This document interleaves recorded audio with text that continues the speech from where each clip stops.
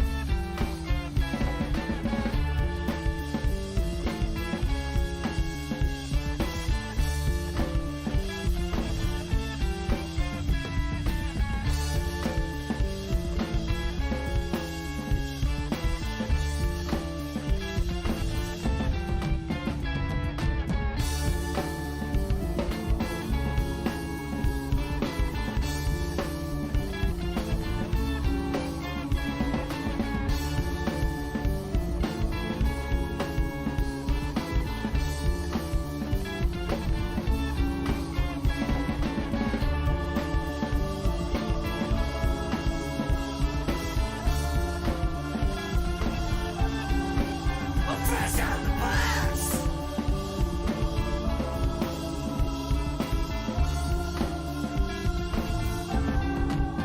Fresh out the box.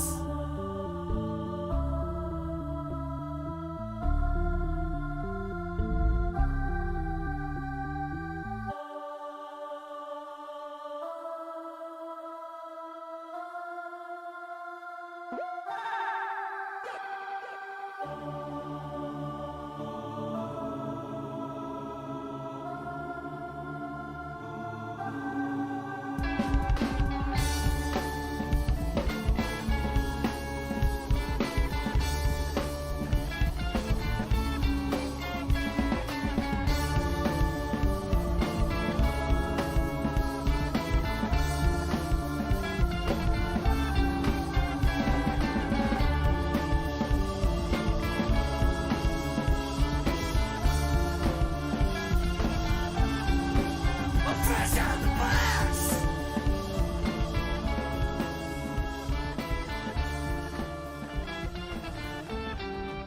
Fresh out the box.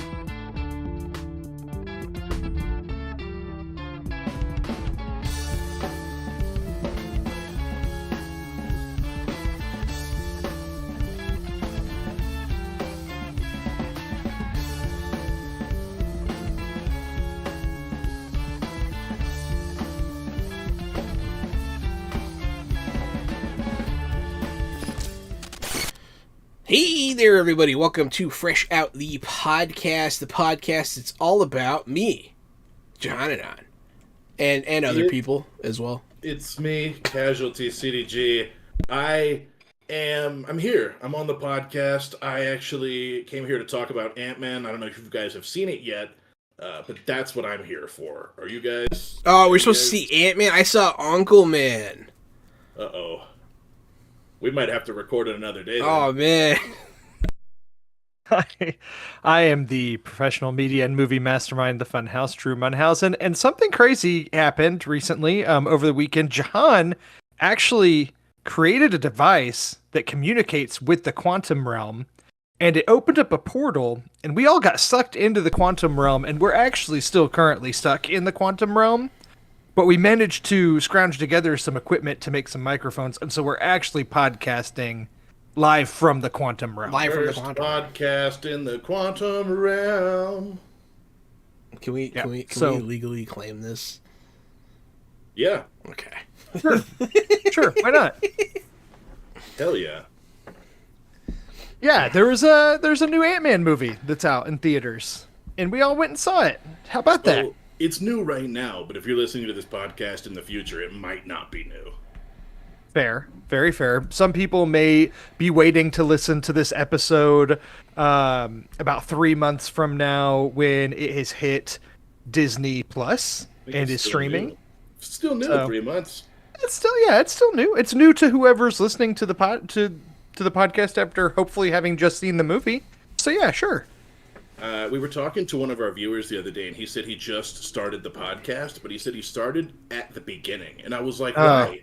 I was like, just pick episodes that sound interesting. And he was like, oh no, I'm listening to all of them. And so I think that at some point he'll get here, and Ant-Man will not be new at that point in time. As somebody who is a completionist, and I do like to start things from the beginning and then go all the way through, I would not recommend that for my own podcast for multiple reasons. A, you want to listen to the most recent episode and the most timely topic, but B, I would like to think that we've improved our podcasting capabilities in the past, almost going on 2 years since we started. I would think that there's been some But there improvement. might be something fun about going back and seeing us floundering and trying to find our footing until we finally hit the hook. Maybe that's a fun thing for somebody. But yeah, I'm the same way. I wouldn't go- Unsurprisingly, Drew being a completionist makes him a very gifted lover. Just Thanks. Thank you. Just wouldn't yeah. go back and listen to every single episode. I would listen to one that specifically had a title of something that interested me or I had just seen. So, if you're going to recommend the podcast to your friends, that's what I would say. Those first few episodes, remember we actually had like news stories that we were trying to comment on and things like that, and we eventually just ditched that and we're like, let's just talk about the stuff that we like and have seen, and that I think is more fun. I think the episodes where we talk about like the Marvel movies are really good. I actually think the episode that we did, our House of the Dragon and Rings of Power comparison, once those two series had those are completely fun. aired, I thought that was a really good one. If I had to pick some highlights from the past. Those are some good picks. I've never seen or listened to an episode of the show, so I actually don't have a favorite. I'll never forget when we talked about Sea of Thieves. Yeah. I remember. Oh yeah, you would. I liked our Pixar ranking. I liked our Marvel draft. Our I like MCU doing draft. the lists. I like doing the drafts. Yeah. Speaking of drafts, where would you guys put this new Ant-Man movie? I asked Jahan before we started, Drew. What I asked him was, is this your new favorite Marvel movie? So let's just start with that. A simple yes or no. Is this your new favorite Marvel movie?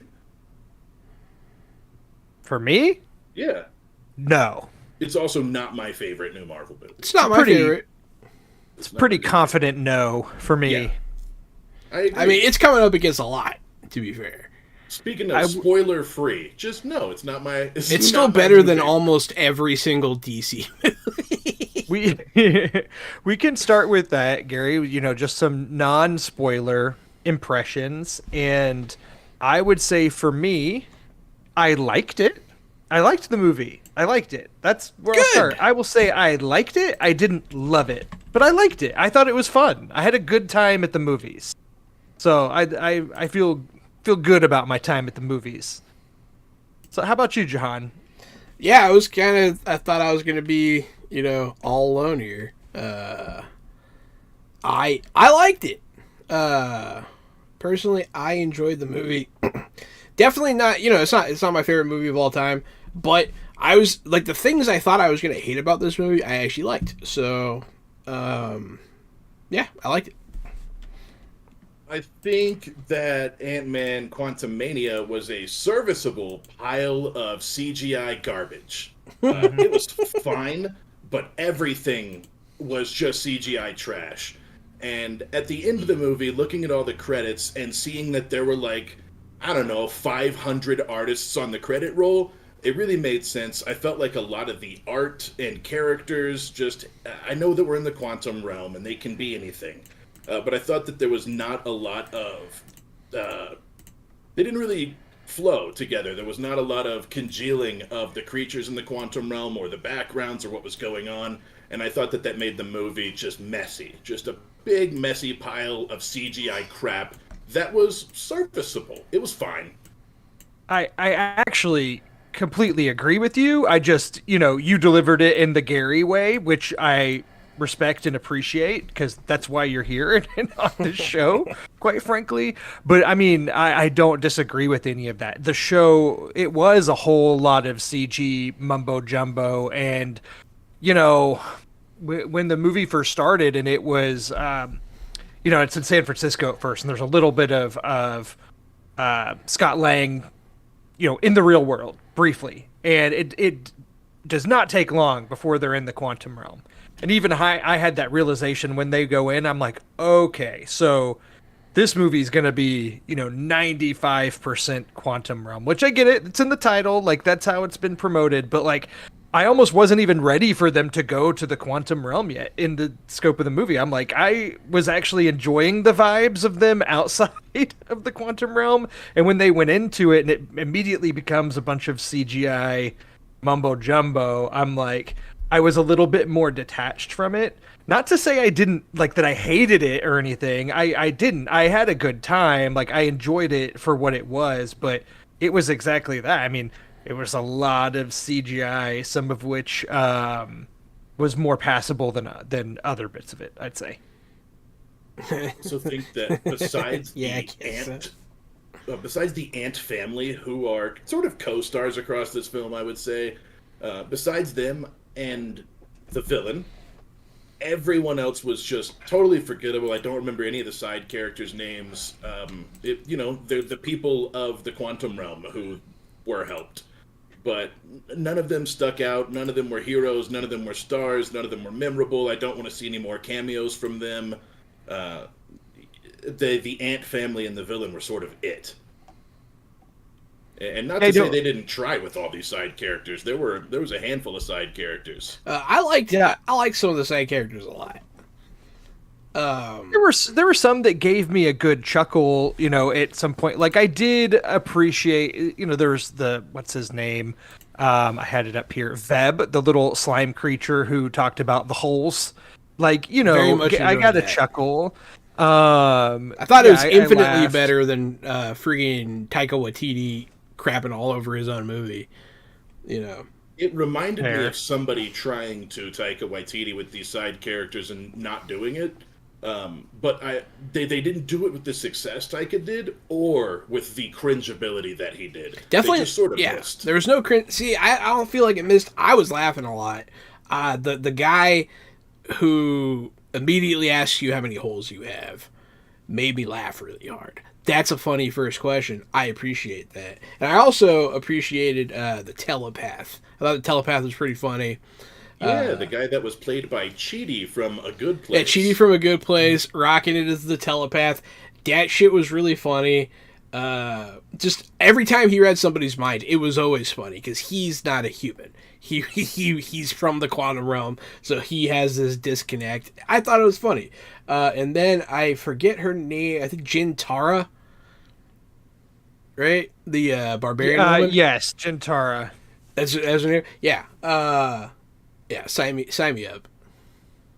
And see, she for me falls into that category of forgettable, kind of, more in what Gary was saying. I just kind of felt like after watching this, I don't see any of these Quantum Realm characters returning in any kind of future Marvel films or anything. I think that these are just kind of standalone, with the exception of Kang, of course, which we'll get to Kang. We're going to talk plenty about Kang. But for now, I guess just talking about the Quantum Realm. I mean, fair. But I feel like even in the comics, there's not a lot of carryover with those two places when it comes to the characters. The characters from here go there, but not often the other way around. Talking a little, a bit more big picture about this. So, like, I kind of tried to. Yeah, no pun intended. I tried to avoid a lot of spoilers and discussion about this, especially when those very first critic responses started coming out before we had been able to see the movie. I had already seen just things through Twitter or whatever suggesting that the response to this was very mixed. I got the impression it was mixed to negative from a critical standpoint, and so I kind of wanted to stay away from that.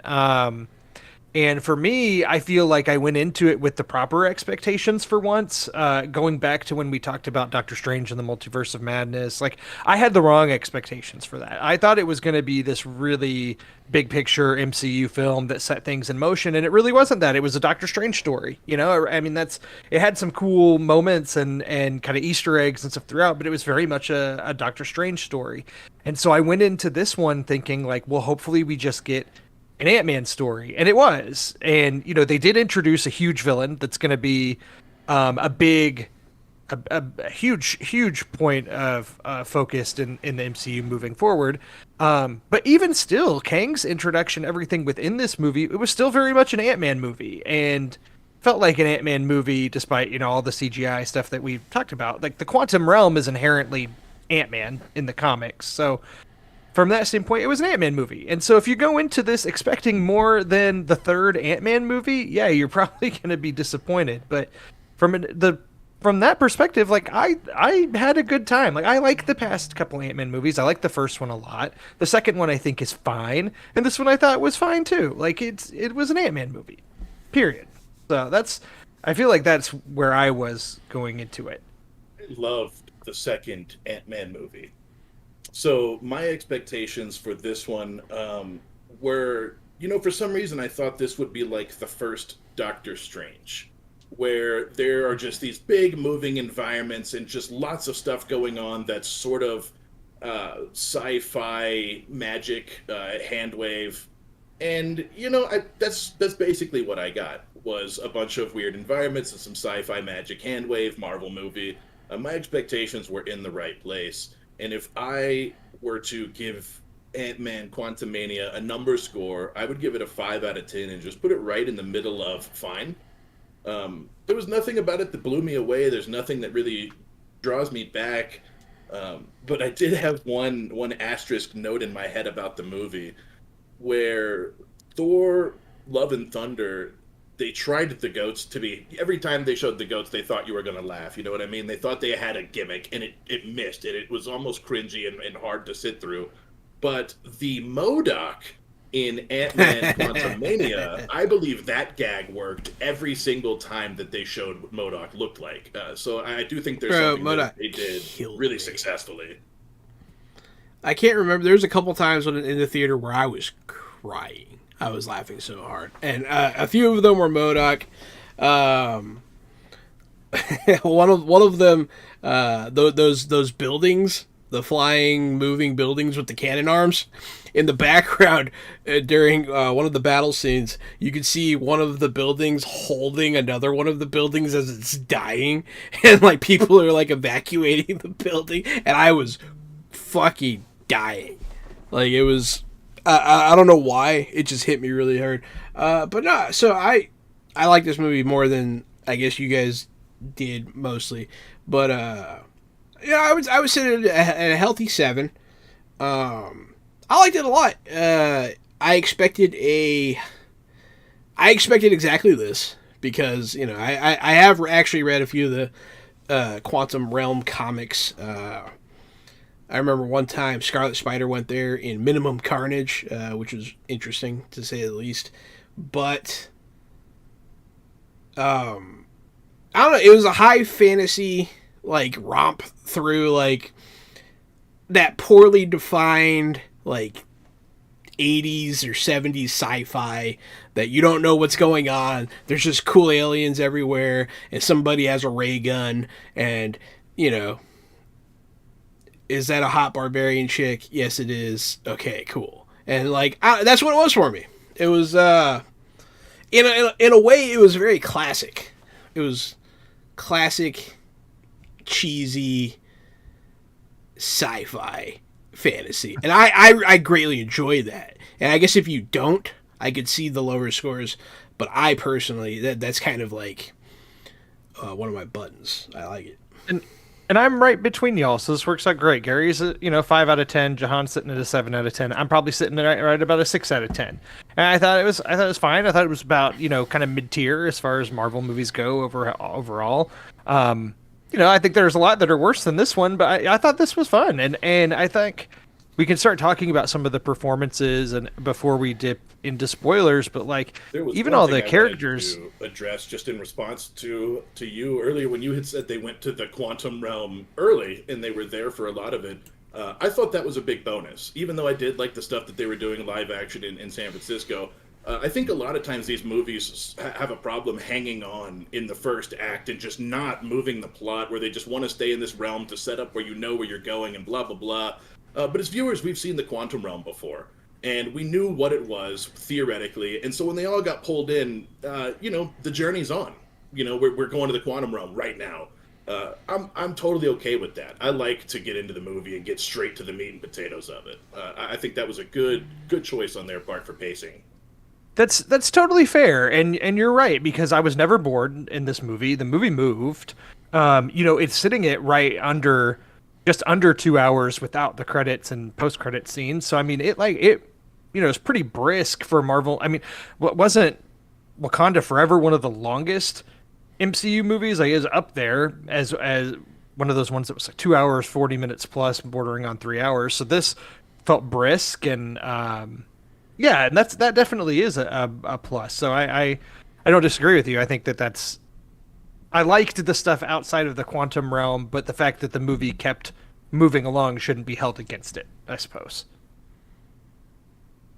But yeah, I was gonna say regarding some of the characters, it's like you obviously have some veteran actors in here with like Michelle Pfeiffer and Michael Douglas, and even Bill Murray shows up in the movie, and Michael Douglas and Michelle Pfeiffer in particular. It's like these are some American icons of cinema for the past 40 years, and they have to really deliver some just totally bogus dialogue and exposition in this movie, but both of them deliver it so straight-faced and with gravitas that like I thought that worked. I'm like, I like that Michael Douglas and Michelle Pfeiffer are here and seem to be having a good time and willing to put on a serious face and do this. And, they didn't seem like they're just cashing their paychecks. Like, they seem like they have a good time making these movies, even when Michael Douglas is driving a spaceship with his hands in, like, tube worms, yeah.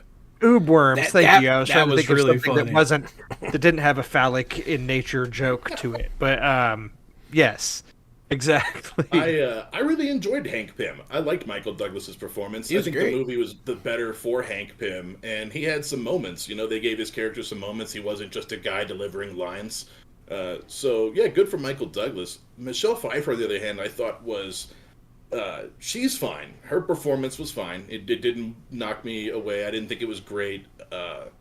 It was fine. Her character was very annoying, withholding the information that anyone needed to survive to know what was going on at all, that she made them wait like 6 hours to hear what in the hell was going on or who you are or what you've been doing. Like, you can walk and talk, you know what I mean? You can fly a jet while we talk. I mean, that's you don't fair. have to wait 3 days to tell me what's going on. Yeah, often when that is the case, whether it is in movies, TV, or role-playing games, when you withhold the information for too long, like, it just gets really annoying. Like it's not cool. No one's impressed. Like just get it out.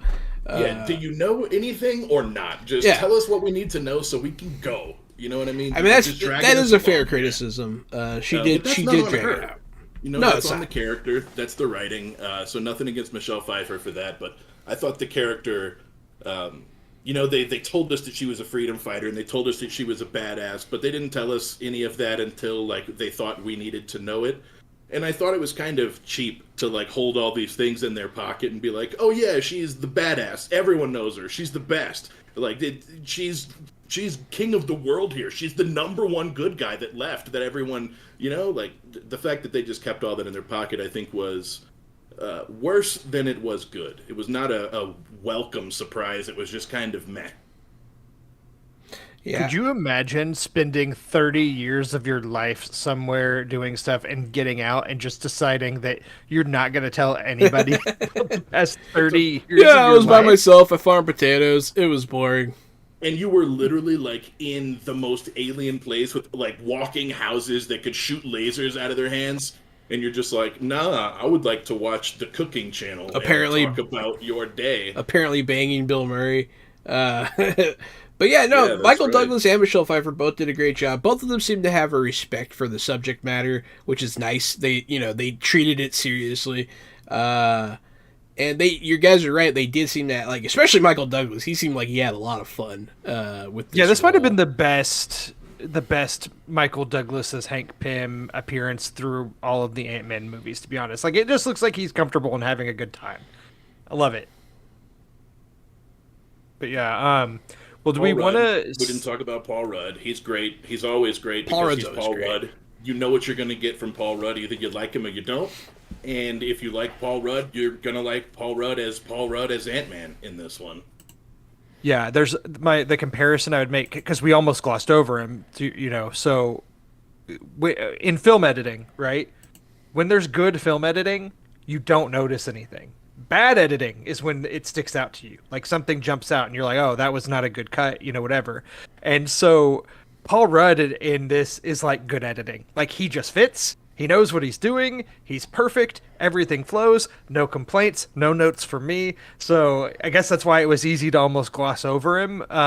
It's because he's what he was great. supposed to do. He did exactly what you expected he would do. He was Paul Rudd again, and he was Ant-Man this time again, and he did it.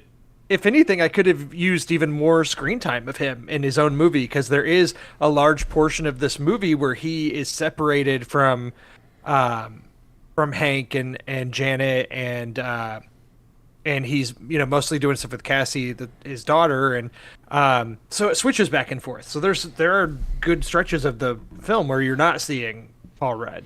Yeah, what did, so if anything, I could have had more of him and been happy with it. What did you guys think about Cassie? I thought She's she was fine. good. Yeah, Okay, she's cool. good. Yeah, I've seen this actress before. She was in Supernatural. She's in a lot of stuff, but Also in a movie called Freaky with Vince Vaughn. That's like a body swap serial killer movie. It's really good. I recommend. I think She's I know what good you're in it. talking about, actually. Yeah. But yeah, no, I don't know. I wasn't sure what to expect because I didn't know how they were going to play this.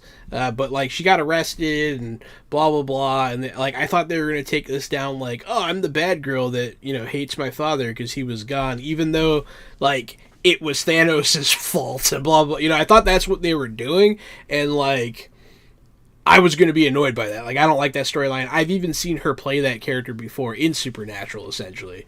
And so I was like, oh, man, are they really just going to typecast her into this? But no, she actually loves her dad. And she wasn't like the annoying bad girl. She just had a conscience and was a lot like her father. And she's like a super scientist. I actually really liked the character. That was like one of the points that I was like could go either way for me, and she definitely tipped that towards the good for me. Couldn't agree with what you said more. I also thought they were going to do the bad girl in jail. I hate my dad. I want to be with my mom. I don't want to be anything like you. I thought that's what was going to happen. I also was not in for it. Yeah. But then I don't want to spoil too much yet. We're not at the spoiler section.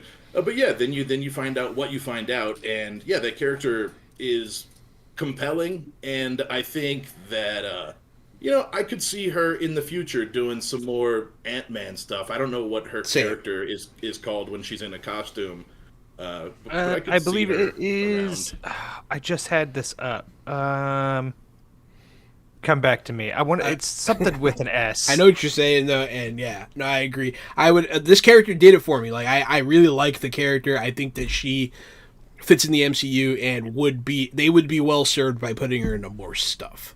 I Like the agree, Young where Avengers. I wouldn't want to see any of the Quantum Realm characters again and don't care about them and I forgot all of their names. I wouldn't mind seeing Ant-Man's daughter again as, as a title hero in, 5 or 10 more years. I think she's good enough and I think the character's compelling enough.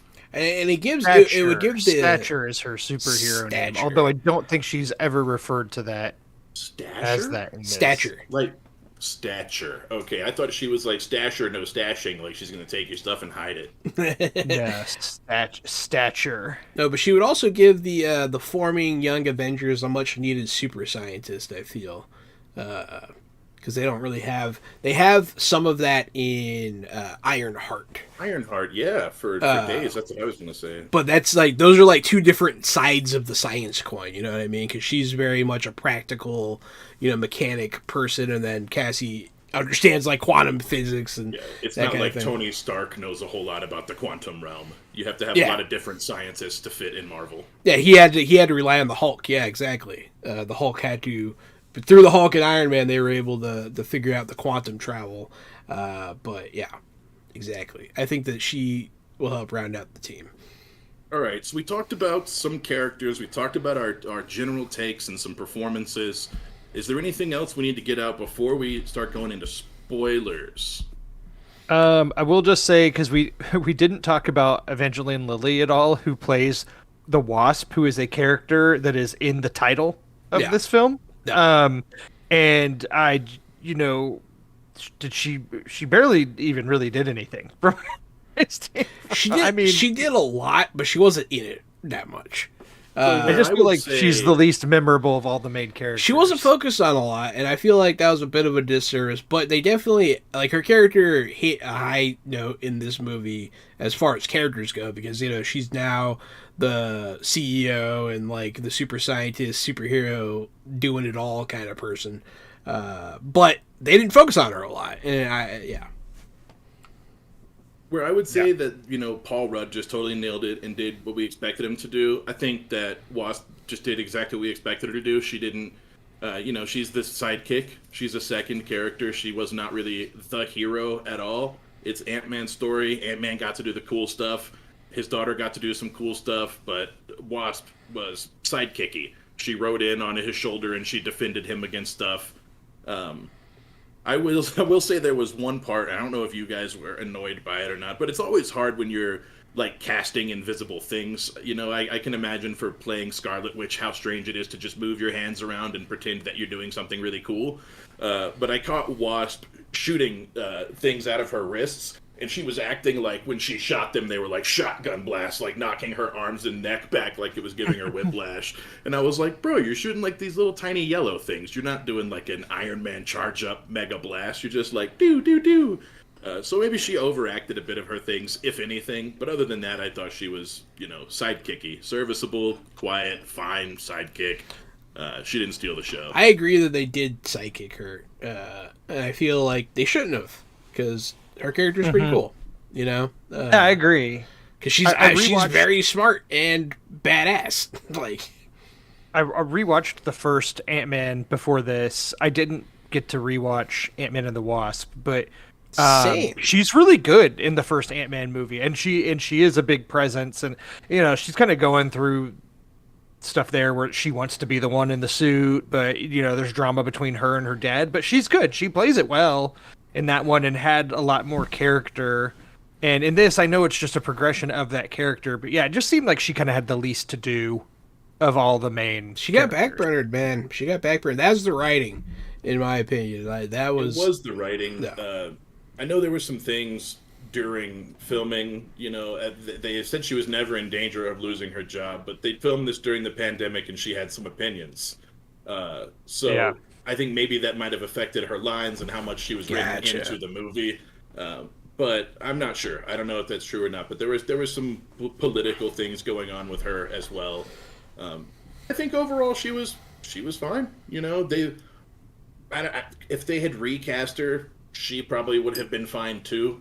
You know, if she wasn't in it, well, that probably would have been fine. They didn't really need Wasp in the story, I don't think, either way. But she Well, was in it, and she was fine. I mean, she definitely, technically, they, you know, mild spoiler, they probably wouldn't have done so well had she not been there. But theoretically, another character could have taken the place. I don't know. I definitely, I would have preferred her character to have been more elevated, I think. Not sure if they needed the character, and maybe that's why she felt so underutilized, because they had the whole ant family. You know what I mean? There's like 5 of them running around, and so to split the workload between all 5, it feels like with characters like Hank Pym and with Michelle Pfeiffer, it's okay that they're underserviced and underutilized, but you're cheapening some of the more heroes by sharing screen time and sharing heroic moments and stuff. It's hard. It's hard to fit all that into one movie. And I was happy with the length of the movie, dare I say. Yeah, length of the movie was good. Spot on. For sure. Yeah, I went to Alamo, and they had a special quantum menu, and it was like the size of your thumbnail, and you had to read it with a magnifying glass. It's pretty funny. That's funny. Some kind of like it. hot wings, and then there was an orange slices shake, which I thought was pretty funny. Because they like citrus Because whenever they they need get citrus, tired. yeah. Another thing just worth pointing out about this film that I think is interesting, and I think this is before we get into spoilers, because this just speaks to the MCU bigger picture, and I think the fandom and discourse around it and how kind of out of hand it's gotten. And I've probably added to this more than I wish I have, but I think a lot of it started back in Doctor Strange and the Multiverse of Madness, and when people started feeling like there had been a decline in some of the MCU projects, and Ant-Man and the Wasp Quantumania debuted to like I think 120 million or no 100 million ish domestic. And people, there were some MCU fans or just MCU haters that like want to hit the panic button on the MCU on that, because you know, there was a point where even Captain Marvel made over $1 billion. Like, it seemed pre-pandemic, you know, these movies were all just guaranteed $1 billion. And, you know, now we're exiting the pandemic era, and I don't think any of the MCU releases from last year cracked $1 billion at the box office, including Wakanda Forever and Doctor Strange. Doctor Strange, I think, got the closest. And so now this one debuts, and people are hitting the panic button. But, like, this was had the biggest opening weekend gross for an Ant-Man movie yet. So like I just feel like where are our expectations here? I get that as an MCU fan this is a big deal because it introduces Kang, and people know Kang's gonna be the future big bad of the MCU, but like, are we expecting this movie to make Endgame or No Way Home money? Like, no, I don't think so. Like, it's gonna do just fine. It's Like gonna make 100 million for this movie opening weekend's pretty good. Right. It's doing just fine. But it's funny that and I've been guilty of it too, right? Like, I've said that I feel like I'm getting more detached from some of the MCU movie releases of the past year, and I don't think that that's changed necessarily, but I do still like watching them. Like, I'm always going to go to the theater to see it, and I'm always going to want them to do well, because if they do well, then movie theaters are doing well, and everybody's happy. So I don't know. It's just worth pointing out from a big picture standpoint. It's like, it's weird when the fandom starts to turn and people are almost rooting for it to fail, or they want it to fail so that they can start, you know, getting the lifeboats ready or something. I don't know, but They just want to be right. no. Yeah, exactly. Definitely been on the side of the Marvel shows are getting worse. The Marvel movies are getting worse. They're getting stale. Their formula's worn out. But Ant-Man Quantumania didn't change that for me. You know, it's more of the same. If you're sick of Marvel movies, you'll still be sick of this. But I'm not. I like superheroes. I've liked them since I was a kid. I always will. You know, we didn't have movies like this when I was a kid, right? You guys were kids when I was kids. We remember when Spider-Man with Tobey Maguire came out, and that was like life-changing when it meant superheroes were finally going to be on the big screen. I remember. In a big way. You know, the X-Men movies, those were awesome. But I think Ant-Man is leaps and bounds better than those blockbuster superhero movies that paved the way. I think Marvel is still better than some of the original superhero movies. I think Ant-Man's still better. And I read recently that Feige said they were going to slow down some of their releases and focus a little bit more on, hopefully you could presume they were going to focus more on quality over quantity, for slowing it down. But maybe it's because they're not making as much money now, like Drew was talking about. Maybe the opening weekends aren't as big, so they'll slow them down because they're not a cash cow anymore. I hope it means we get more higher quality superhero movies going forward. I'd rather have one very good release a year than 4 mediocre releases, and I think everybody can feel that. Amen, brother. It's worth noting that right after this movie released, that the Marvels, which is the Captain Marvel sequel that features Miss Marvel in it as well, got delayed to November. I think it was supposed to come out this summer, and they pushed it back to November. And you can't help but wonder if, like, I mean, do whatever you have to do, push it back to make it better. You know, I'm always going to be pro that. But we get 3 Marvel movies this year, because we'll get Ant-Man, we get Guardians in May, and then the Marvels in November. We had 3 last year. We had 4 the year before.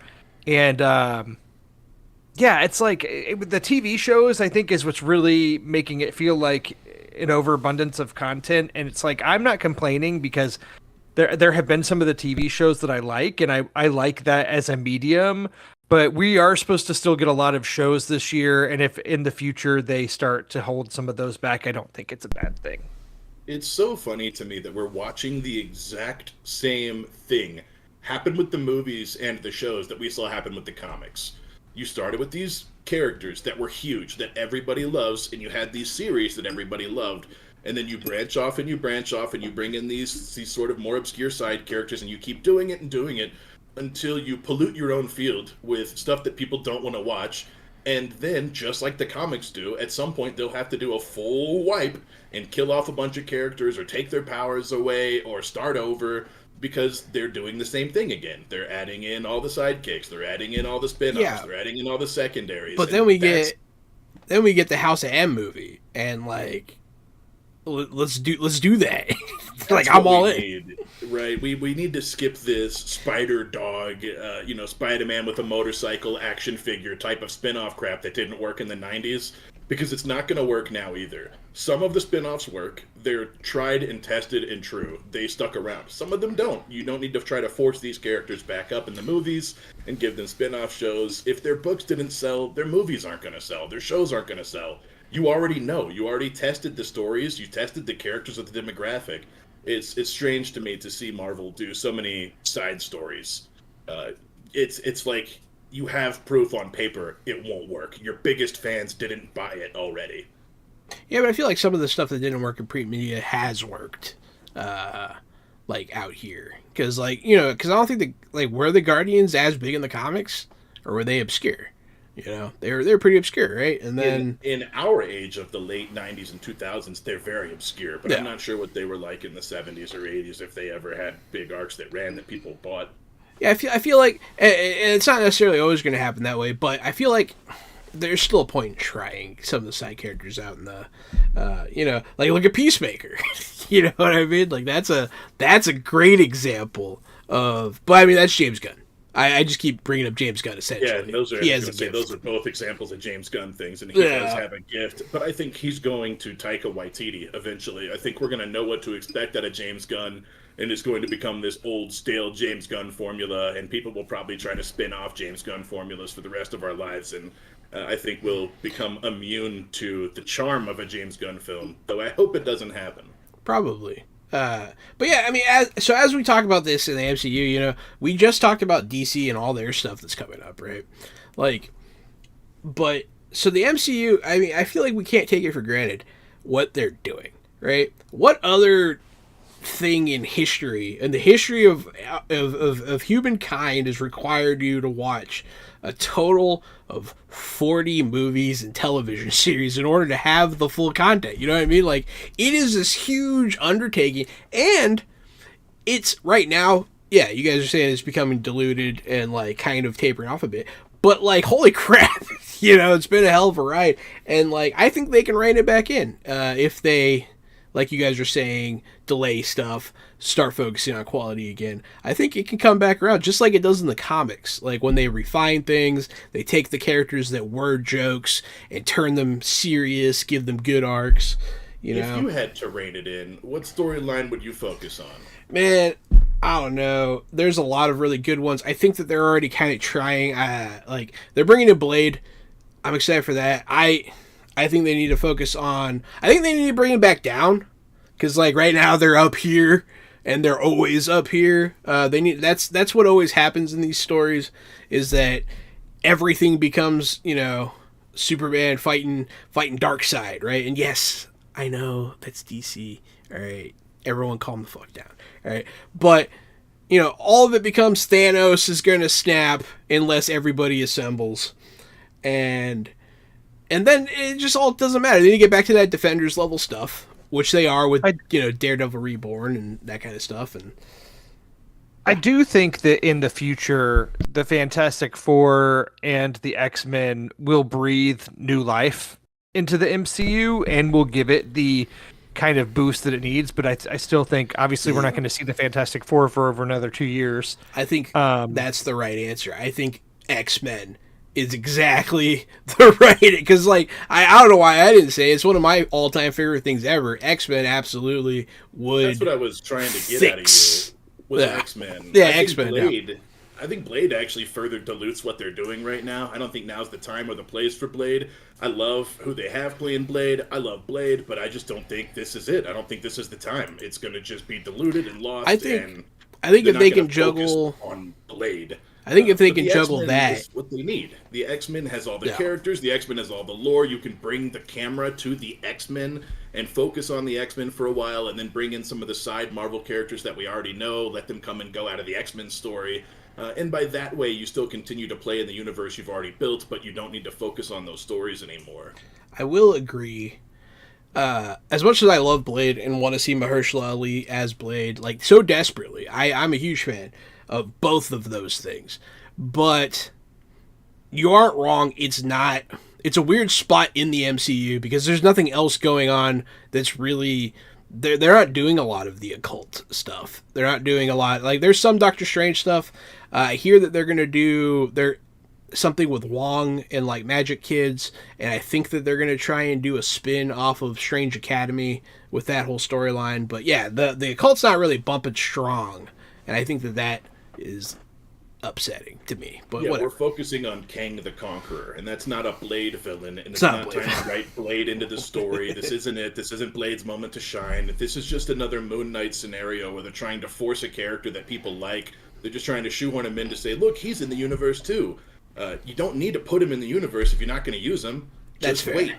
wait until Kang has a vampire army, and See- then bring in Blade. They're bringing back Daredevil, Jessica Jones, potentially Luke Cage. They have Moon Knight, and then they have Blade. I say get them, make them go fight vampires, and like I'll watch that. Like I'm in on that. But yeah, To bring it back kind of full circle to Ant-Man and the Wasp, kind of where this conversation was earlier is that Ant-Man and the Wasp Quantumania is kind of strange because yeah, you get Kang and you get these kind of things that will feed into the MCU in the future. So like yes, Quantumania will probably be required viewing for the overall Phase 5 and Phase 6 things to come. However, as a standalone film, or even saying the Ant-Man franchise, those three movies as a standalone franchise within the MCU, I feel like you could have seen the first Ant-Man and the second Ant-Man and go into this one without having seen the other MCU movies and probably be fine. Like, yeah, there's references to Ant-Man having fought with Captain America and the Avengers. There's some And the references blip. there. Yeah, I guess the blip, and people know that. But, like, the story within is pretty contained, which I wasn't expecting going into it. I feel like if you watched Loki, then you don't actually even need to watch Ant-Man to know where the story's going. you could skip Ant-Man, and probably the next thing you could just infer what happened. But I think it's still worth watching just to see Kang's intro, because we kind of have skipped over Kang other than saying he was good, because I think Very we're good. going to save a lot of He it was for spoilers. great. But Jonathan Majors was so good. Like, I mean, it goes without saying. And the thing with Jonathan Majors right now is he's kind of in the midst of a huge moment in Hollywood, and it kind of seems like if any casting agent right now in the industry could have, the first choice to play whatever, like, he's going to be up there. Like, between this and we have Creed coming out, Creed 3 in a couple weeks, and I think he's just kind of on fire right now, and for good reason. He's great, and I feel great. like he plays Kang with the perfect amount of like Shakespearean gravitas in a way, but like playing it just serious enough. I don't but know he what to also is call very aware it, that he's a big comic book villain. Yeah, I don't know what to call the way he acts in that movie, but it's great. I love it so much. Yeah, I love Jonathan Majors. I talk about it all the time, but holy crap, Lovecraft Country is one of the greatest pieces of media to ever be canceled.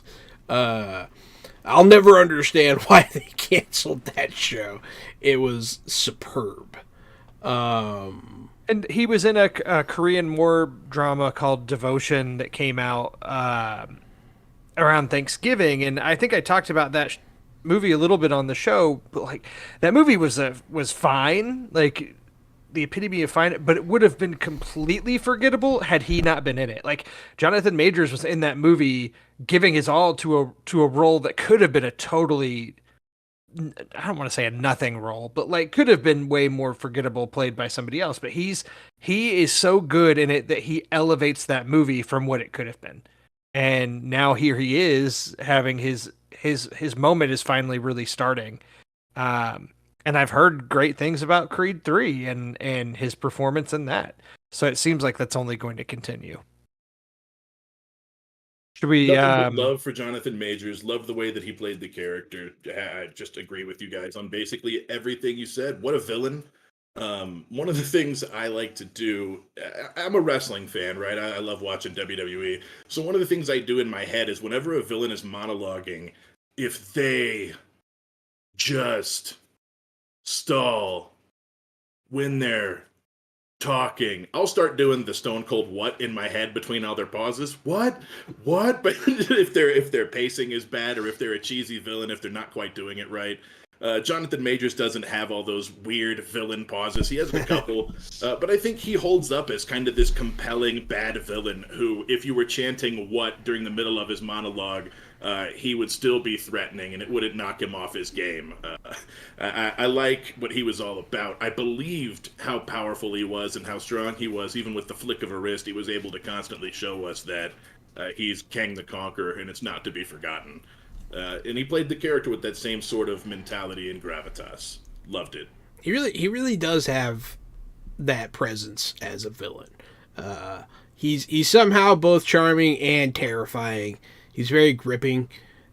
He's like, it's very easy to see like, oh, he's a very charming guy, and then, oh man, he's gonna murder me. Like, and then the very next second, because of just subtle shifts in his acting, his voice, his mannerisms, he killed it, man. He played Kang very subtly, and then not so subtly at times, but like in a good way.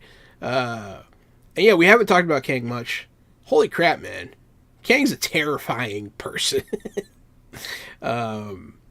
His CG helmet blue face sometimes looked a little cheesy, but I thought the rest of his suit looked awesome. Like, I thought his...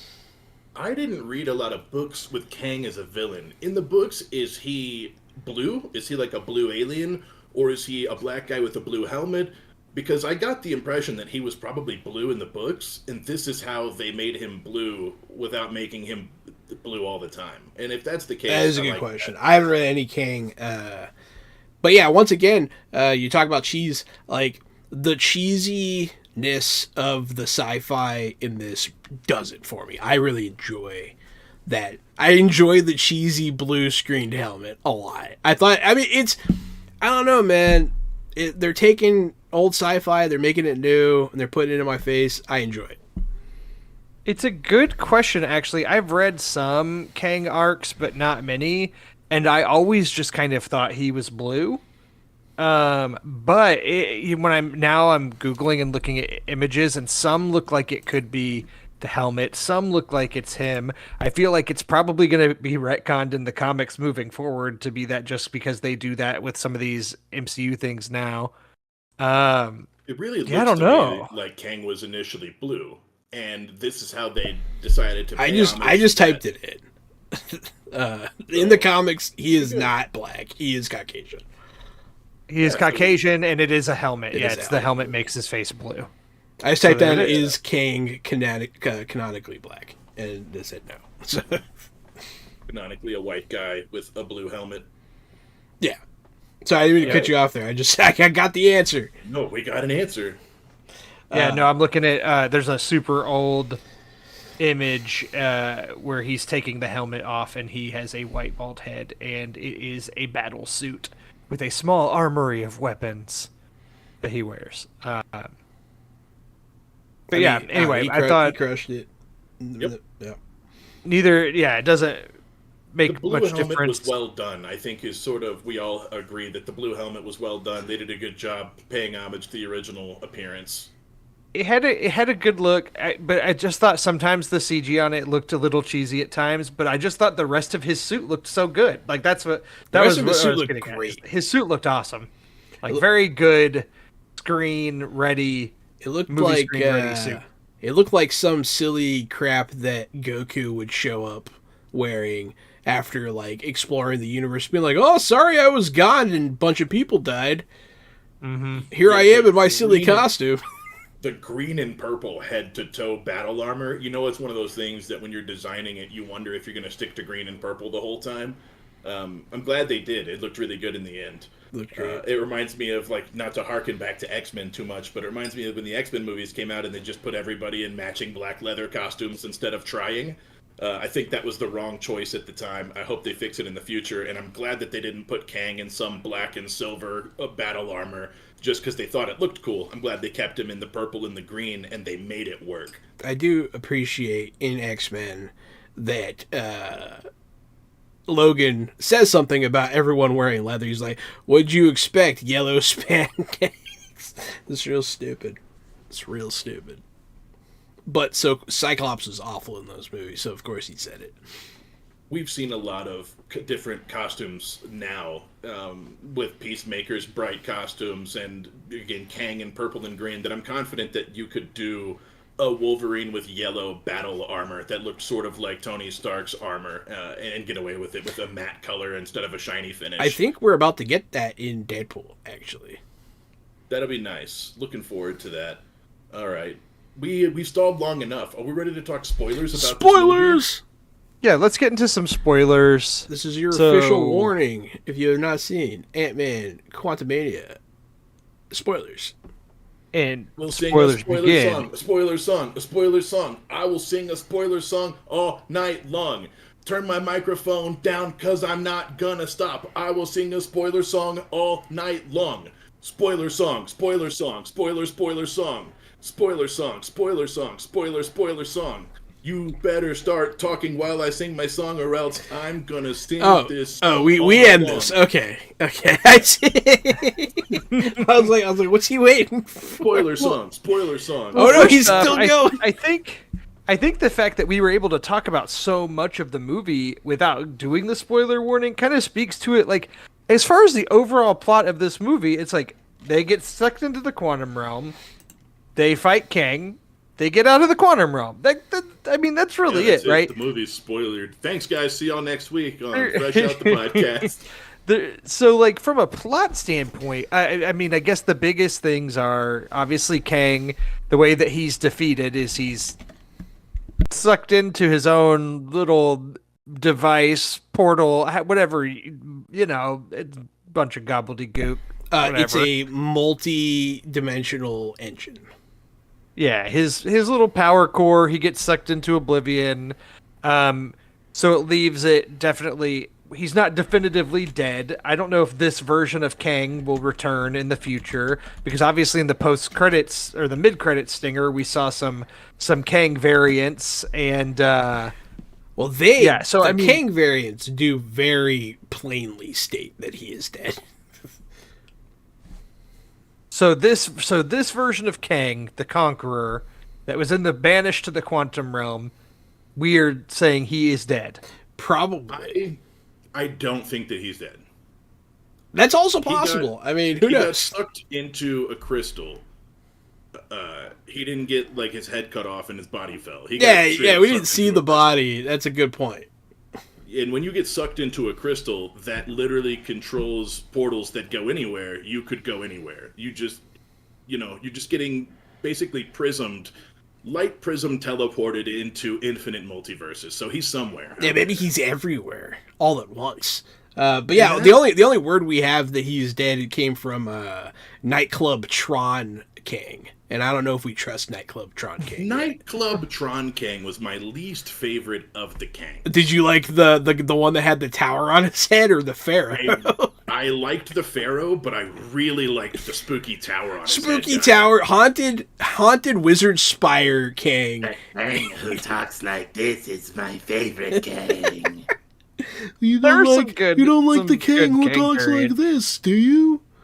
I didn't really like the Kang who talks like this. But I like the Kang who talks like this.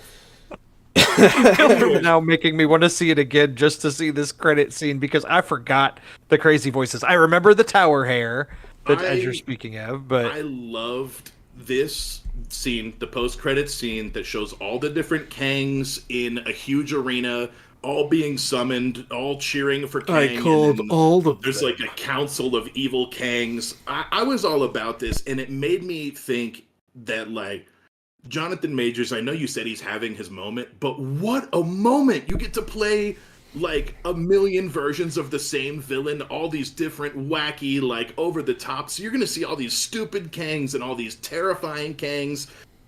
What a fun acting exercise. I would love to play all of the bad guys. You know what I mean? And they're all you. You don't have to play them too differently. It's what a fun thing for him to do. I'm so jealous. It's like I would love, James McAvoy in Split, except It is times exactly- a million.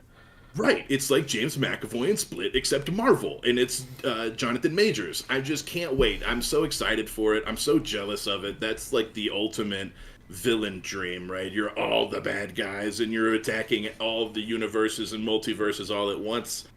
That'd be funny if Beside they that- just kept showing up to like fight you, but they're all really small. Oh yeah, Like, yeah. I'm maybe here there's a to bunch of conquer small you. ones. All right, sorry. Besides that, I think that the Kang that we saw for most of Quantum Mania, now that he is gone, I think it's safe to say that he is the good Kang. And I say that with quotation marks because he was the Kang that was keeping Kangs from screwing with multi-dimensional timelines. And he would just go wipe out their timeline and everyone in it to make sure that the Kangs weren't going to destroy everything. So he's the good Kang. That was the goodest version of Kang that we get, is the Kang that was going to stop the other Kangs. He'll kill everyone else in the process. He doesn't give a shit about that. But these other Kangs are going to kill everyone and then come kill you too. And this Kang wasn't going to do that. He was just going to keep the Kangs from killing you. That's the best outcome. So now they're totally boned. And I think that Kang is not dead. He is sucked into the crystal.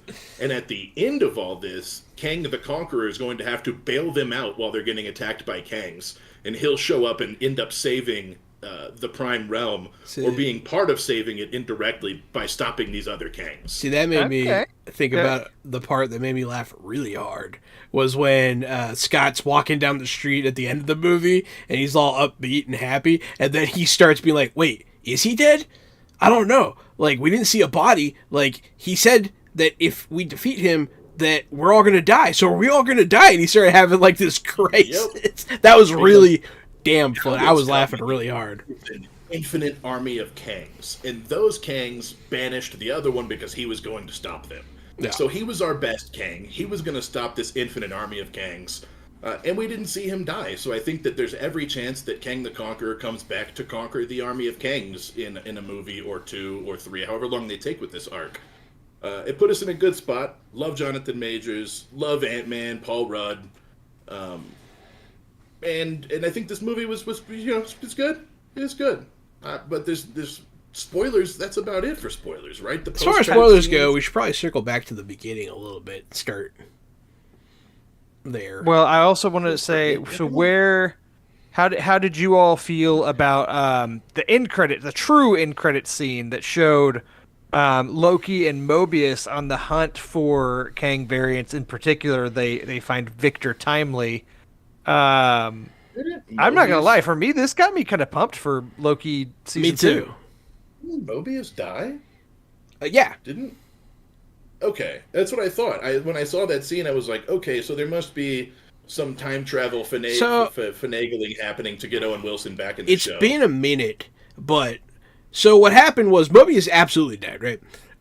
He died in the bottom of the universe or wherever, where all the Lokis were accumulating, and then after Loki and Sylvie confronted the one below it all or whatever, that Kang, he then like destroyed a bunch of stuff, blah blah blah, and Loki had to go into like another dimension where Mobius is still alive. So okay, so it's not the same Mobius, correct?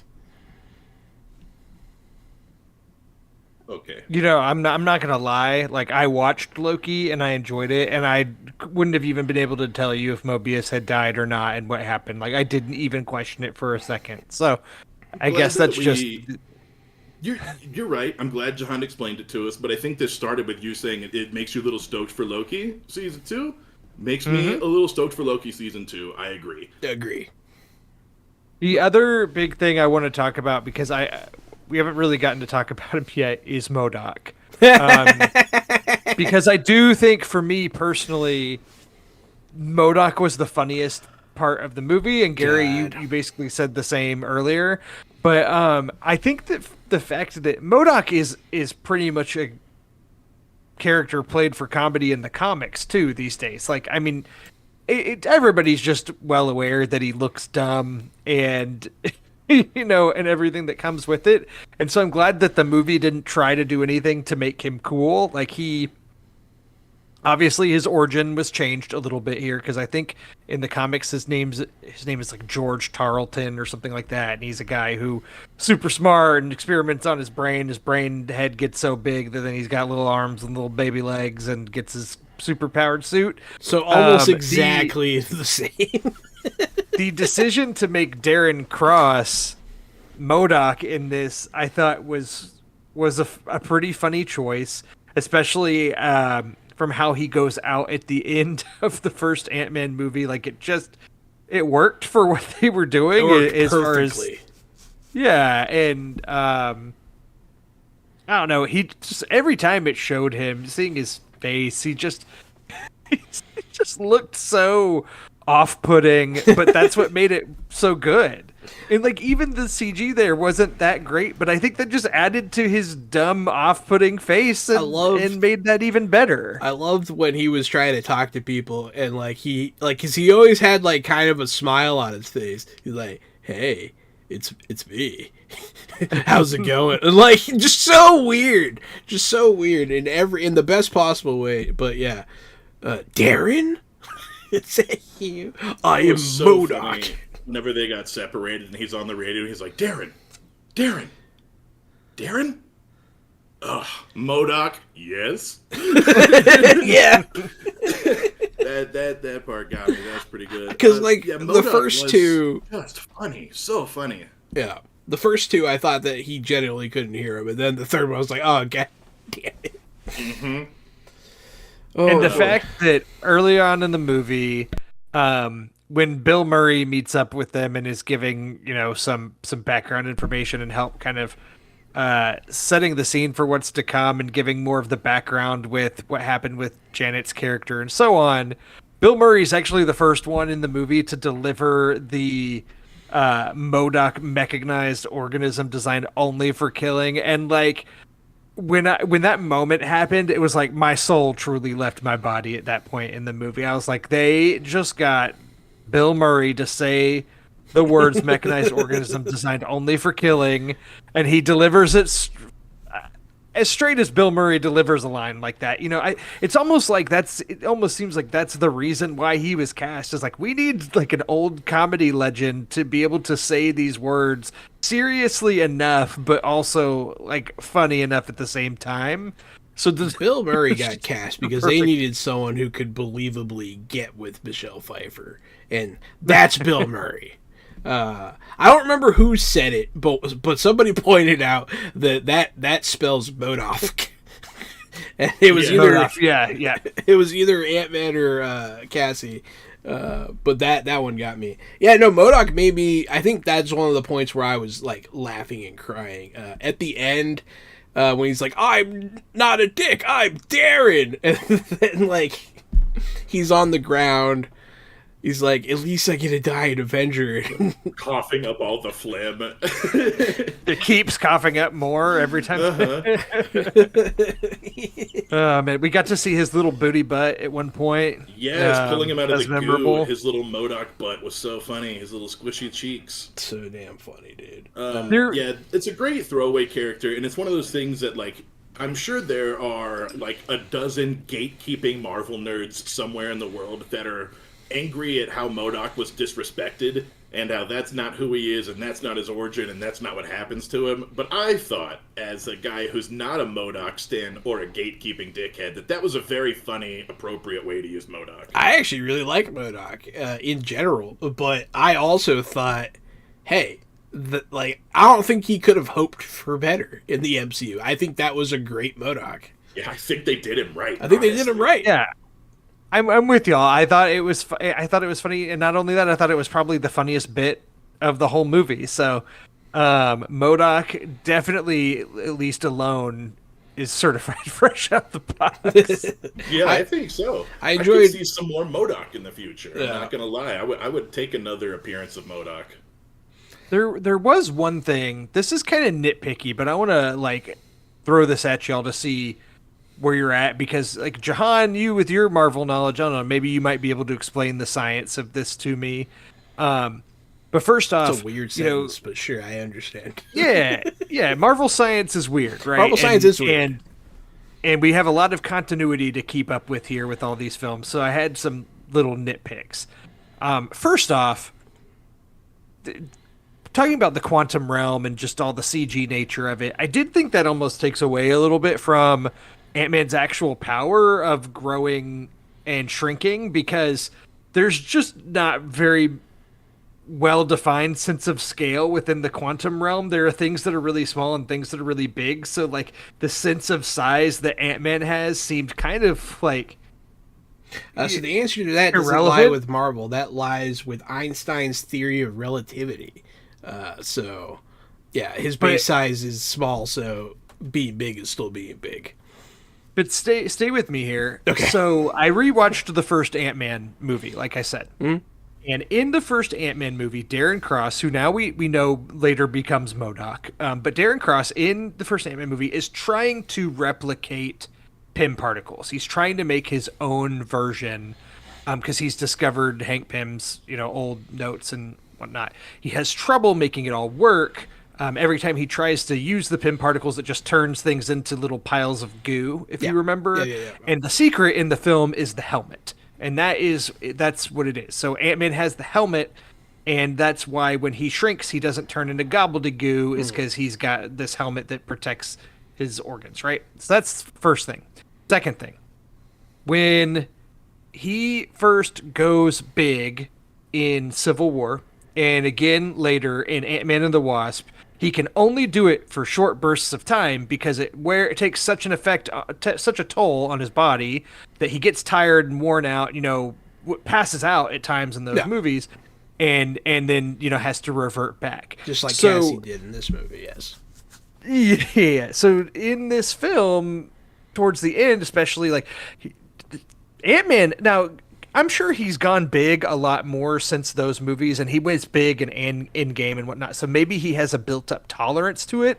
But he was just going big, small, willy nilly without really the taking any effect on him, with the exception of saying that you get really hungry when you're big. Yeah. But also, he and Cassie get big and then are taking their helmets off and all this stuff. And so my brain is just swirling with like the continuity and science in the MCU. And I'm like, is it because they're in the quantum realm and it doesn't matter? And I guess you can use that card for anything in the movie. Is like things are different in the quantum realm. I don't know. Gary's giving me big nods. That is a good exactly catch-all. the card that I would play, because when he lands underneath that like big orb thing, he takes his helmet off and he's like, oh, okay, I'm cool. And at that point, he sort of has the realization that he could just take his helmet off in the quantum realm. And then at that point, it sort of becomes willy-nilly. Maybe he just had a realization. Maybe he just figured out he could do it and we missed it. Maybe. I don't actually recall him taking off his helmet while big. He did, because he and Cassie take off their helmets and they have that big hug. They run. Oh, to were each their other, helmets they off hug. when they did that? Yeah. Well, so I don't have an answer for that. But as far as like him being able to do it way more, definitely practice and probably suit improvements. If I had to guess, I bet you there's some Stark tech and like other stuff that, there's been a lot of work done on that suit since the first and second movie. So I feel like it's probably better. Ant-Man. Yeah, he's high level Ant-Man now. And honestly, for the most part, taking the helmets off, as far as I'm concerned, is just like, we have actors under there. We got to show their faces. But, right. I mean, it's the classic Topher Grace as Venom thing. Show his face as much as you can. No, and truly, like, these are not things that were, like, making or breaking the movie for me at all. It's just things that cross my mind, and it makes for good podcast fodder, maybe honestly, they can't take off their helmets, and maybe they did go crazy, and they're still in the quantum realm. So But, I don't remember, like, they didn't have the little disc tokeny things that made things get super big and super small right out the gate, did they? Didn't they have to make a bunch of those? They're in the first movie. Like, they're in the first movie. Some of them. They're in all that's the how they Ant-Man make movies. like the Thomas the Tank Engine turn really big and stuff. Is because they're throwing those. It's also things how around. he escaped That was one of the things that the tripped me quantum out. burst the first time. Was the Michelle Pfeiffer having so many of them in the quantum realm that she could make Kang's giant ship core blow up anyways. I was like, did she have that stuff? Did we have that stuff? Where is that tech from? You're talking about... Ooh. Like, after 20 years, she's been in the quantum realm for 30 years. Why does she have modern age Hank Pym renewables? There is no point in the Ant-Man movies where they're like, hey, look at these, they're a new invention that I can recall. So it is possible that she had them, but I didn't put that together, and that's actually pretty interesting point. I mean, she must have had them. Must have had them. Otherwise, doesn't make any sense. You are right. That would be a huge plot hole. That was the one thing that, for the timelines, when Drew, I was like, yeah, I had that same question. Is in the timeline, would she have even had those yet? Did those even exist when she went missing? And the answer is definitely, maybe. Honestly, I don't think they did, because like they could have just shrunk that missile. Yeah. It would be like really easy. I am a relatively simple Marvel fan when it comes to this stuff. Like, honestly, you can tell me, like, Kevin Feige could come out and be like, oh yeah, they did just improve the suits between the last two movies. I'd be like, cool, okay, that's it. Like, no further questions. Like, it is just something I thought of, but I'm not sitting there dwelling on it in the movie, because I'm with you, Jahan. Like, I'm fine with these kinds of justifications. Oh no, it just works in the quantum realm. Oh no, his suit's better. Okay, fine. That's fine with me. It didn't make the movie better or worse. Sure, she had Shrinky enlarge things, I guess. Sure, whatever. It doesn't really make the movie better or worse. That's not what the movie's about. The movie's about Kang and how the Kangs are coming. Yeah. But yeah, I mean, so we talked spoilers. Honestly, you're right. There wasn't too much more to talk about. I did think it was funny, Baskin Robbins, Ant-Man, in that, where they all branched off into possibilities. The one from Baskin Robbins. Jenny started Watching laughing this- during that part because in the background you could hear one of the Ant-Man say, "You got ice cream?" One of the just watching that whole scene of the tower of Ant-Man's piling up like ants to Like try to ants, get up to get up to the core. That was cool. It was visually cool. It was. I thought that CG, scene of was very course, visually but cool yeah, a as bunch well. of Ant-Man's being ants is yeah, it's appropriate and it's thematic and it's cool. Another spoiler: Michael Douglas, when he shows up with the ant army that has been here for 1,000 years with their technology. Absolutely awesome. What a moment. He got the hero moment of the movie. It was awesome. It was Hank Pym being Hank Pym. He didn't need a suit. He just went and got his ants. It was absolutely necessary, I think. It was a huge moment that sort of reminded me of the Gandalf at Helm's Deep coming over the hill as Gandalf the White with the entire Riders. Dawn on the fifth army. day. Look to the east. It gave me that same vibe where I was like, hell yeah, the real Ant-Man's here with his army of ants. Like, yes, sir.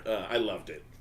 I liked it. Like up Yeah. until that point, Kang was like talking a lot of shit and was like, "I'm still gonna win this." And then that happened, and like Kang was like, "Oh, never mind. I'm not gonna win this." Like he immediately accepted defeat. It was pretty good. Kang was like, no one said you had ants. Like this is not. I liked a lot of what was going on with a lot of the characters, man. Like I said, I liked the telepath. Jintara was smoking hot, and then Cassie really killed it. I feel like her character like kind of started and developed a lot in just this short movie with her development of the microverse scanner. And then her learning how to punch people. Her dad teaching her in the middle of a fight was fun. And just her being a revolutionary, I thought was pretty cool. I agree with everything about Cassie, but I think the review of Jintara was hot. I think that's not. I mean, that's not a character. Just being hot's not a character. Being hot's not a character, no. It's not acting. It's not memorable. She's not anything. I thought she was cool, man. I thought she was a she was cool nice. rebel. See, I feel like her point was to be the badass rebel leader, but to also be, a vehicle to help Cassie become even greater. But yeah, I liked Cassie a lot in this movie. Also, I really enjoyed her first supervillain was MODOK. That's really funny. Her, like that was her one-on-one with an actual supervillain, and she won, and even gave him his redemption arc. Well, it was his first and second. It was her first and second supervillain because it was her villain. It's true. Yeah, it was her villain before when he was the B guy. Yeah, when she went after him, there was a little bit of that, like, oh, this is the monster from my childhood. Yeah, that's the nemesis. She has a nemesis, She and that's, did. that's MODOK. And if he didn't die, we saw him close his eyes, we saw him puke. He did turn a little gray. He very well may have died. But a machine, a mechanized organism designed only for killing, may have a second heart or something that makes it come back twice as. He's definitely not designed only for dying, so... Maybe we'll get more MODOK Cassie in the future. Maybe we won't, but if we do, I'm down with it. He's a good nemesis. I do think we're going to get plenty of Cassie. Yeah, I hope so. Because, like I said, I was actually worried, they cast someone new, wasn't sure what to think. She killed it, so I'm here for it. All right, so we gave our star ratings earlier, so we've already made that clear. Is there anything else that we haven't touched on? No, not really. I think that we pretty much covered it. I think Kang's going to be an interesting chapter in the MCU. Honestly, I don't know. It's kind of weird. It's kind of a weird chapter in the MCU. I hope that... I mean, this might be the reset that we were talking about. He might be that reset. And then, who knows? Then the MCU's oyster again. Do you think that we'll get another Ant-Man movie before all of the Kang Dynasty stuff in the future? Or do you think that Ant-Man will just be part of the big picture stuff? I do and not think that's it? we will get another Ant-Man movie, no. And now without Captain America and without Tony Stark around, and with Ant-Man knowing about Kang and knowing about all of this, he may end up being the old veteran of the team, which would be interesting enough. That's true. Speaking of, did either of you, when Ant-Man's having the fist fight with Kang at the end, and Kang is just really beating the crap out of him, Yeah. and Scott Lang keeps getting up, I truly thought he was going to give I could do this all day in tribute to Captain America. Because he's always like Yeah. raving about Captain America and how he fanboys out over him despite having worked together. I really thought he was going to give like a tribute to him at that moment, but he never did. Well, But I've always it did felt cross like my mind. Captain America was kind of Scott Lang's like moral compass in a lot of ways. But yeah, Right. no, I actually thought he was going to die. I actually thought that he was going to die. I'm surprised wow. that we got out with everybody alive. I thought someone was going to die. I just wasn't sure who.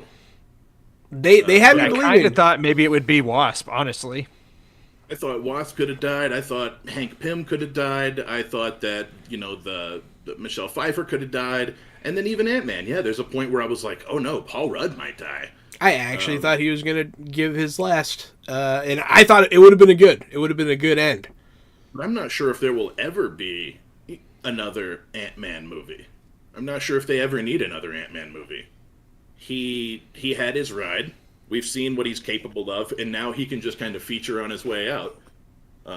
He's heralded in the new supervillain. He just needs to be part of that storyline, part of that overarching thing. But I'm not sure he needs another movie. Has there been a fourth of any hero? Yeah, we got 4 Thor movies. Okay. Fair enough. Interesting. We probably could have just done with 3 on that, but hey. Yeah, that's not the one I would have picked, but here we are. I mean, yeah, we can talk about that one all day too, but Gore the God What do you guys Butcher, think? great. The movie, not so Should- much. Should people, should they spend their hard-earned money during this recession where sodas cost $9 for a pack and coffee's like $37 for a cup? You think people should spend their hard-earned money to go out and see Ant-Man and the Wasp: Quantumania? I think it's a great family movie. It's a great visual movie. It's a great theater movie. I would not say no. Glad that I saw it, but I like Marvel movies, and Yeah. I would say if you don't love Marvel movies and you don't love Paul Rudd, you could probably wait 3 or 4 months for this to come out on Disney Plus or whatever. If you don't, I don't think you have to rush out to see it. It's fair. It will come out on Disney Plus. Yeah. Yeah, I don't think this is a must-see right now that you need to go spend your hard-earned dollars on. I think it's worth seeing, but maybe not a must see, as you said. Like, Yeah. it'll be readily available in a few months here on streaming. But I mean, I had a good time at the movies. I'm pro movie theaters. I think that movies are better in theaters. So I'm like, even for a bad movie, I'm going to be pro seeing it in theaters. Maybe not from a wasting your money standpoint, but just as far as the experience of seeing that movie is going to be, it's going to be best in theater. But that being said, like, I don't think you're going to be upset if you go pay the money to see this in theaters. Like, I don't think you're going to be feeling like you wasted your money. But like, you probably could wait and be fine for this. But it's not like In Game or No Way Home where like you got to see this I agree. weekend. This is definitely one of those on the fence ones. I don't think you have to go see it, but if you pay for it, you'll be happy that you didn't waste your money watching it. I think And that's it's like- fair. It's like we said, like, you can't even really spoil much from this movie. Like, it's got Kang in it, and Ant-Man wins because it's an Ant-Man movie. I guess honestly, the biggest spoiler walking away from the movie is that Darren Cross is MODOK in this. Like, that was a moment that I didn't know The biggest going into it. spoiler is that maybe Kang didn't die, and there are a bunch of Kangs coming. And Loki's in credits. Yeah. Yeah. But like we knew that you were gonna fight Kang, right? But I mean, I pretty much Kang, knew all of that you stuff don't was have to gonna fight happen. Kang. Yeah. You got to fight a million Kangs instead. Yeah, and So we that's- already know that was there's a lot of spoiler. Kangs, and we saw a lot of Kangs. So that's just kind of confirming what we already knew. Kangs, But they're Kangs, not- Kangs. But they're not separate, right? They're not in their own realms doing their own Kang thing. This is an army of Kangs coming. That's They what were separate.